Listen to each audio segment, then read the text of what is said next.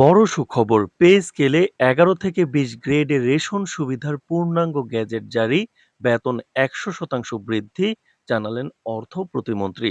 নবম পে স্কেলের আজকের গুরুত্বপূর্ণ নিউজটি শেষ পর্যন্ত দেখুন এবং শুরুতেই এই চ্যানেলটি সাবস্ক্রাইব করে রাখুন নবম পে স্কেলের সকল নিউজ সবার আগে পেতে।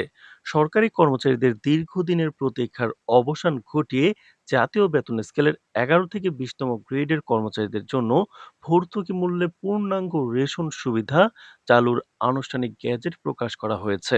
অর্থ মন্ত্রণালয়ের অর্থ বিভাগ থেকে জারি করা এই প্রজ্ঞাপনের মাধ্যমে নিম্ন ও নিম্ন মধ্যম আয়ের সরকারি কর্মচারীদের জীবনযাত্রার মান উন্নয়ন ও মূল্যস্ফীতি মোকাবেলার এক বড় সুযোগ তৈরি হলো। সরকারের এই নতুন সিদ্ধান্তের আওতায় নির্ধারিত গ্রেডের কর্মচারীরা প্রতি মাসে নির্ধারিত মূল্যে চাল, ডাল, তেল, আটা ও চিনি সহ নিত্য প্রয়োজনীয় খাদ্যপণ্য পাবেন। গ্যাজেটে স্পষ্টভাবে উল্লেখ করা হয়েছে যে চলতি মাস থেকেই এই সিদ্ধান্ত কার্যকর হবে এবং মাঠ পর্যায়ে জেলা ও উপজেলা প্রশাসনের মাধ্যমে সুনির্দিষ্ট খাদ্য বিতরণ কেন্দ্র থেকে এই রেশন সামগ্রী বিতরণ করা হবে। দীর্ঘদিন ধরে বিভিন্ন সরকারি দপ্তরের ১১ থেকে ২০তম গ্রেডের কর্মচারীরা বাজার মূল্যের ঊর্ধ্বগতির সাথে সঙ্গতি রেখে রেশন সুবিধা এবং বেতন পুনর্বিন্যাসের দাবি জানিয়ে আসছিলেন। তাদের অর্জিত দাবির মুখে সরকারের এই গ্যাজেট প্রকাশকে একটি বিরাট যুগান্তকারী পদক্ষেপ হিসেবে দেখছেন অর্থনীতিবিদ ও নাগরিক সমাজের প্রতিনিধিরা। অর্থ মন্ত্রণালয়ের গ্যাজেটে জানানো হয়, কর্মচারীদের পারিবারিক কাঠামোর উপর ভিত্তি করে রেশনের পরিমাণ নির্ধারিত করা হয়েছে, যাতে একজন কর্মচারী তার পরিবারের মৌলিক পুষ্টির চাহিদা মেটাতে পারেন। সরকারের বরাদ্দকৃত বিশেষ বাজেটের মাধ্যমে বাজার মূল্য ও ভর্তুকি যুক্ত মূল্যের মধ্যবর্তী ঘাটতি মেটানো হবে, যা সরকারি কর্মচারীদের কোষাগার থেকে নির্বাহ করা হবে। তো দর্শক, ভিডিওটির এই মুহূর্ত পর্যন্ত যারা দেখছেন চ্যানেলটি সাবস্ক্রাইব করে রাখুন নবম পে স্কেলের সকল নিউজ সবার আগে পেতে। গ্যাজেট প্রকাশের পরপরই অর্থ মন্ত্রণালয়ে আয়োজিত এক জরুরি সংবাদ সম্মেলনে সরকারের এই সিদ্ধান্তের বিশদ ব্যাখ্যা তুলে ধরেন অর্থ প্রতিমন্ত্রী।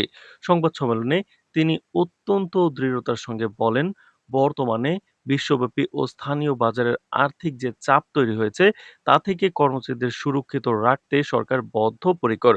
প্রতিমন্ত্রী স্পষ্ট জানান, সরকারি কর্মচারীদের জীবনযাত্রার মান নিশ্চিত করতে শুধুমাত্র রেশন সুবিধার মধ্যেই সরকার সীমাবদ্ধ থাকবে না, বরং কর্মচারীদের বেতন পর্যায়ক্রমে ১০০% পর্যন্ত বৃদ্ধির বিষয়েও সরকার নীতিগতভাবে পর্যালোচনা করছে।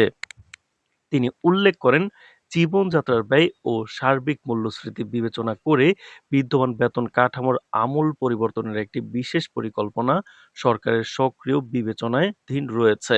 সংবাদ সম্মেলনে অর্থ মন্ত্রণালয়ের ঊর্ধ্বতন কর্মকর্তা এবং অর্থ বিভাগের সচিবগণ উপস্থিত ছিলেন।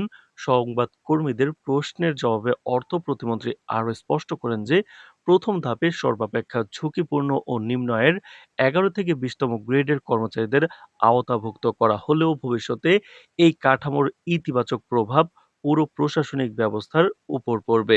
তিনি কর্মচারীদের উদ্দেশ্যে বলেন, প্রশাসনিক গতিশীলতা ও সততা বজায় রাখতে সরকার যেভাবে তাদের পাশে দাঁড়াচ্ছে, কর্মচারীদেরও ঠিক একইভাবে রাষ্ট্রের সেবা প্রদানে সর্বোচ্চ আন্তরিক হতে হবে।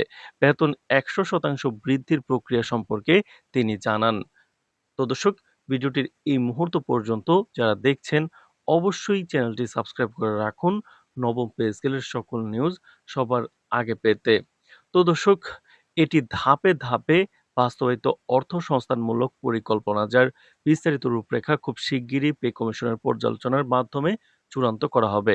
অর্থ মন্ত্রণালয় সূত্রে জানা গেছে, আগামী আগস্ট মাস থেকেই ১১ থেকে ২০তম গ্রেডের কর্মচারীরা তাদের নির্ধারিত বেতন স্কেলের সংশোধিত বেতন ভাতা এবং নিয়মিত রেশন সুবিধার প্রত্যক্ষ সুবিধা পেতে শুরু করবেন।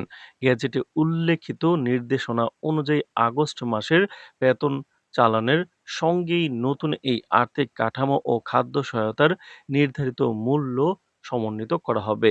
হিসাব মহানিয়ন্ত্রকের কার্যালয় ইতিমধ্যে প্রয়োজনীয় সফটওয়্যার আপডেট ও প্রশাসনিক প্রস্তুতি সম্পন্ন করেছে, যাতে কোনো ধরনের জটিলতা ছাড়াই আগামী মাসের শুরুতেই কর্মচারীদের ব্যাংক অ্যাকাউন্টে কাঙ্ক্ষিত অর্থ ও রেশন কার্ড পৌঁছানো যায়। তো দর্শক, নবম পে স্কেলের সকল নিউজ পেতে চ্যানেলটি সাবস্ক্রাইব করে রাখুন।